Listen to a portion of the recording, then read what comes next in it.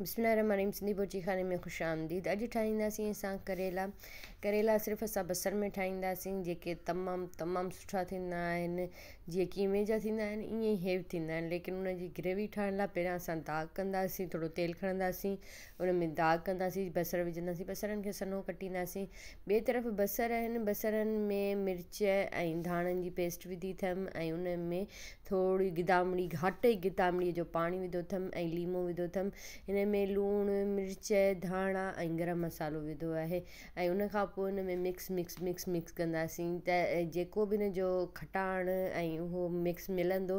हिन में टमाटनि जो यूज़ मुंहिंजे हिसाब सां न थींदो आहे, छो जे जो टमाटा हिकिड़ो मतिलबु थोरो सॉफ्ट आहे, उन खां बहितर आहे त बसर जो ई हिन में मतिलबु पवे न मसालो।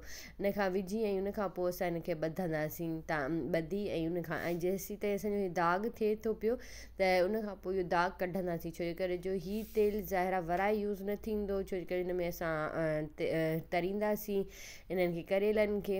इन लाइ कोशिशि कयो तेल जो हिकिड़ो त घटि यूज़ कयो, ऐं अगरि कयो बि था त उनखे वराए यूज़ न कयो न, त इन जे करे। बाक़ी हाणे का अहिड़ी शइ आहे जीअं आलू आहिनि या कुझु अहिड़ियूं शयूं आहिनि जंहिंमें वधीक तेल खपंदो आहे, पोइ असांखे उहो रीयूज़ करिणो पवंदो आहे।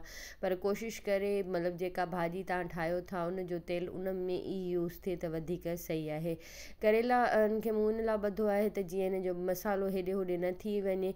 इन खां पोइ उन्हनि खे हल्के सफ़ा झीणण वारी बाहि ते तरींदासीं त जीअं उन जा मतिलबु मसालो बि अंदरि हल्को हल्को पचंदो रहे ऐं उन में करेला बि पासनि ओसनि खां मतिलबु सुठे नमूने तरिजी वञनि। ॾिसो सफ़ा हल्की ॿारण आहे, त इन जे करे इन्हनि खे थोरो अलट पलट कंदा रहंदासीं त जीअं हिननि जो मतिलबु पासो वग़ैरह थी वञे। ॿिए तरफ़ मूं टमाटे जी पेस्ट ठाही आहे ऐं बसर उहो ई ग्राइंड जेको तव्हां मूं दाग जो कढियो उहो ई कढियो आहे। उन खां पोइ उहो जेको ज़ाहिरा करेला आहिनि थोरो उन्हनि खे ॻरण लाइ बि थोरो टाइम लॻे, इन जे करे उहे करेला मां हल्का त हिन में तरिजी विया। हाणे उन ई मसाले में मां उन्हनि खे पचाईंदसि। थोरो हिन में पाणी जी ज़रूरत पवंदी त इनशा जेको टमाटो असां ग्राइंड कयो आहे उन में ई थोरो पाणी विझी ऐं उहो मां विझंदीमांसि। त इन जे करे थोरो हिन में मसाले जी ज़रूरत आहे। जीरो विझंदासीं, लूणु विझंदासीं, ॻाढ़नि मिर्चनि जो हिकिड़ो चमिचो विझंदासीं। हिन में मां थोरो फ्लेवर जे लाइ आचार गोश मसाले जो हिकिड़ो चमिचो विधो आहे, थोरा धाणा विधा आहिनि। त इन जे करे इहे ई मसाला हिन में पवंदा ऐं इन खे मां ढकु ॾेई पचाईंदसि त जीअं ई पंहिंजे ई पाणी में सुठे नमूने पची वञनि। थोरो पाणी मां इन लाइ विझंदमि छो जे करे जो जीअं उन जो मसालो जेको आहे सो सड़े न या ॻरे, मतिलबु सुठे नमूने सां ॻरी वञे।